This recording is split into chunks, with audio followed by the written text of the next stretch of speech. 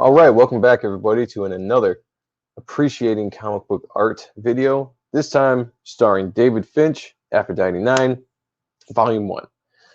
Now, I have to say I never really got into this book too much. There was a period of time where I got out of comic books for various reasons.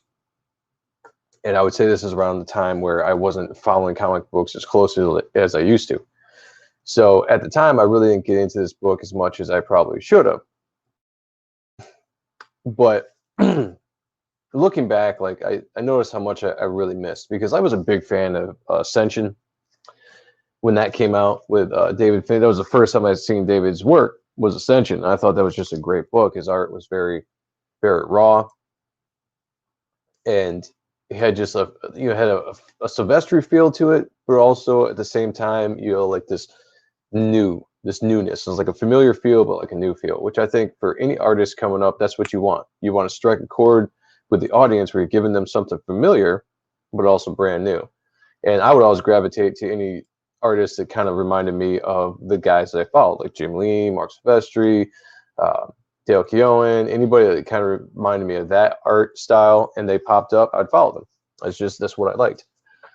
So getting into this, I think this is the I think he draws like 80 pages altogether of this book, and I've got a bunch here, and we're going to look at as many pages as we can within the time that I'm allotting. But I just want to point out, so you got David Finch, and I think this Clarence Lansing and Brian Shin. I don't know how to pronounce that. Sorry. I think they finish up a lot of the book, or maybe they're background artists. I don't know. I really don't know. You can maybe hit me up in the comments and let me know exactly what's up. I might have got that wrong. But again, I want to point out Joe Weems.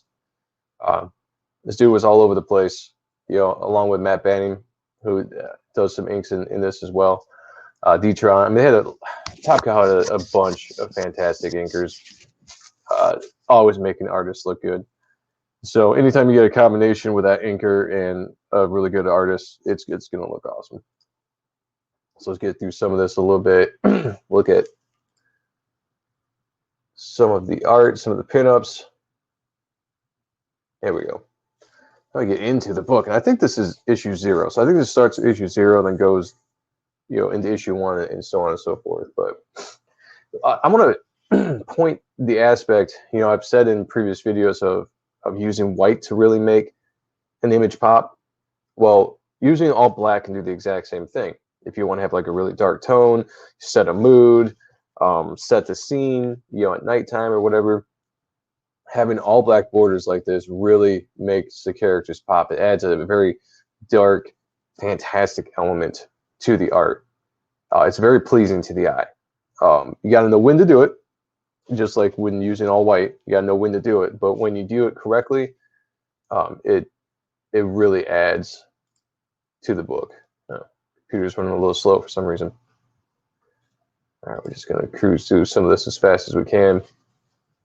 I want to point out that David's style has changed quite a bit over the years. Fantastic artist. Huge influence on my work over the years. I've studied him in and out.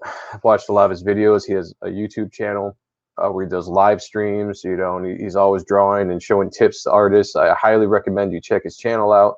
You can get a lot of information if you're a young artist, or even if you're an older artist and you're looking for, new tricks and just better information. But I want to say that back in the day, there was a rawness to the way he drew faces that he doesn't do anymore, which is, it's fine. Like I said, that's not a knock on him at all. But there was just something I really liked when I was younger about how he drew faces. They're very gritty. So here we go. We're going to get into issue 1 here. As a double page shot, that is just a beautiful looking page. And I want to, maybe this is just because I'm an art geek, but there's something in this kind of texture. David does it really well. I know a lot of the inkers, Silvestri, as well, but a lot of the inkers at Top Cow can really bring this out, and it's kind of like a staple. I work with Joe Weems right now in my book, and he adds a lot of this stuff into my art as well, bringing out my lines. But you can just tell instantly Joe Weems' work, and there's just something about this tiny little, he brings out the detail. Don't get me wrong. David is a very tight penciler. At least he is now. I don't know how he was back in the day, but he definitely is now. So he probably has a lot of this stuff added. But you also need a really good inker to bring that stuff out and make it pop. That's what inkers do. It's so important these days. I can't stress, if you're going to be doing a book, working with a seasoned inker is so, so important. Highly recommend it. Storytelling, people. Moving your eye through the page. There's a perfect example right here. And, the panels fall as Aphrodite is falling. And we have a couple different angles. Almost like a shot of a movie. And as a penciler, you want to be the director of your movie. You're establishing the angle of the camera and the shots that you want to do to build the tension. You're also going off the script. I get that. But for this aspect, you're changing up the camera angle. You're really, making it interesting, bringing it in closer and closer, see we're far away, and you just gradually get closer and closer until the impact of the page, the last panel of the page hits, and then it automatically wants to make you read the next panel to see what happened. Page turners. This isn't an actual page turner because it's the left page instead of a right page, but you get my point. It instantly throws your eyes up here and makes you want to keep reading. You got to have that. Great anchor shot and another double page kind of layout. You got the smaller panels, but you put a lot of emphasis on the more important panel in the script, and that would be of her, just unloading right here, and you really get to pour in some detail and dynamically throw an awesome piece of work in there. I think maybe sometimes artists might get a little too caught up with trying to get equal size. There's a good balance, zooming in, pulling out, in different angles that you want to throw, but you also want to have some panels in there that really make the page jump out at you. It's an awesome layout there, cover by Silvestri. Dude's a master. There are a few guys better than Silvestri. Here we go. Again, like I said, do me a favor if you doubt me on this. Check out some of David's recent work where he does faces now, and look at some of the stuff he did back in the day, where there's a difference. I'm telling you, there's a rawness there in his older art that I absolutely love, and he can draw so good. I mean, like, all right, let me point this out for a second. Shadowing a face is so extremely hard, in my opinion. I have a hard time doing it. I feel like I know how to do it correctly, but when I do it, it just doesn't look as good as when guys like Finch and Silvestri do it. And when you look at this, there's so much going on in the face. You have heavy shadow here, going on this side of his head, and then you have all the rest of the cross hatching showing where other shadows, shapes the head are laying. But just when you look at it, you don't even notice it because it looks so good. But if that was done wrong, you would notice it right off the bat because it would look funky as hell. Just really well done. Oh, Michael Turner, there you go. Man, Top Cow had some artists, man. I'll tell you what. Wildstorm had some great artists. Extreme Studios had some really good artists.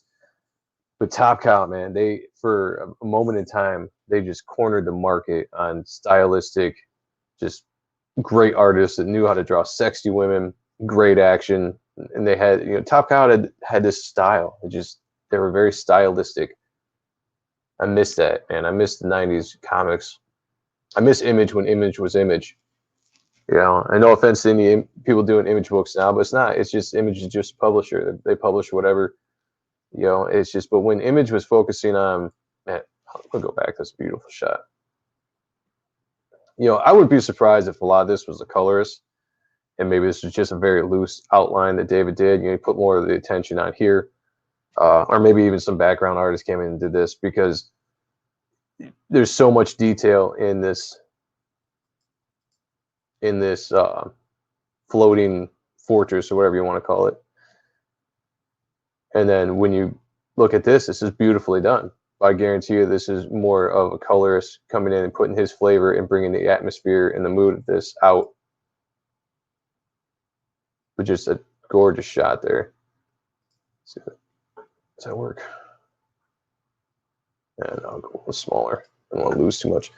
Anyway, no offense to anybody at Image right now, because I mean, you're doing your thing, more power to you. But there was just something when Image was about, superheroes or horror and sci-fi, and they had a shared universe where you could see characters cross over. There's just something about that. They rivaled Marvel and DC, and competition brought out the best in everybody. And I think when guys like Liefeld left and Jim Lee left, it really hurt Image to the point where they weren't able to bounce back. And then Top Cow started doing something different, and all these independent creators came in with different books, and they really went away from superheroes because superheroes weren't cool in the early 2000s. Not like they are now. Like they went from a point in time where they weren't cool. Obviously not to me. I mean, I always thought they were cool, but like the audience, just like they shifted audiences, and that was one of the big times where the industry kind of lost me when that happened, because I was like, it's not the books I want to read. It's not the art that I want to see. Very, very cool bike there. Very Star Wars-esque in design. All right, I'm going to pick up the pace here because we got a lot of pages I want to try to get through. How are we looking at time? 11 minutes? Oh, man. Wait, this might be a little bit longer video, but we're going to keep on cruising because there's some awesome art in this series. And if you get a chance, if you're a big fan of David's now, I mean, this should be something that is in your collection, along with Ascension. I would love to do a book on Ascension, but they don't have anything on digital that I can find just yet. And I've really been enjoying doing this digital content because it allows me to get the videos out faster with less editing than the old school way I was doing it with the physical copies. But I do have a bunch of Ascension books, so I guess I might have to do a physical video of that. But yeah, just absolutely beautiful art. And this was the stuff that made you excited when you were a kid collecting comic books, because you just didn't see stuff like this. I mean, again, look at how David uses the black. And, again, guys like Joe Weems, Matt Banning, D-Tron, they're bringing us all out. But how you can utilize black like this to really make a character pop, and then just I think it's understated the importance, because when you're drawing a page, you can save time by just blacking all these out, but you have to do it in a way that still looks good. It doesn't look like you're just trying to cheat. And there's a specific way you can do it, and these guys knew how to do it to the T. Oh man, it's a beautiful shot right there. Some of this, it's so hard to tell because David's art has changed so much, and I'm not by any means an expert when it comes to a guy's style. So this could have been, layouts by David and somebody else finished it. The inker could have finished it, so maybe you lost a little bit in the face. It doesn't really look like a David Finch face. This does, but not so much this. So, maybe one of the other artists could have finished it, because I know Top Cow was notorious for having background artists and assistants and all that stuff to make their books get out on time. And I just noticed that that was Finch, but inked by somebody else, which maybe I'm biased because I'm working with Joe Weems, but I'm thinking anytime you get a chance to work with Joe Weems, you do it, because that dude is just a master at what he does.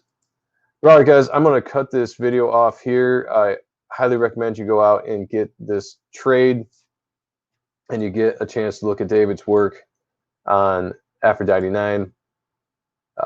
And we get into other artists and stuff as we go along, but really check it out. I highly recommend it. Fantastic artist. The dude has grown so much. I mean, he's so dynamic. His DC work was great. His style changed a little bit. And I know he's going to be venturing and doing his own book. I think it's coming out for Image. I don't know what that's all about, but I'm really excited to see it. So if you like this video, please hit the subscribe button, hit the like, hit the bell for notifications, and share it. Share it all anywhere you can. I really appreciate the word of mouth and the views that the comments you guys have been leaving me. I appreciate that, and I'll try to answer everyone. Give me feedback. Let me know if you like the videos. Let me know if you hate the videos. It's all good. I appreciate everything. So until next time, I will talk to you all later.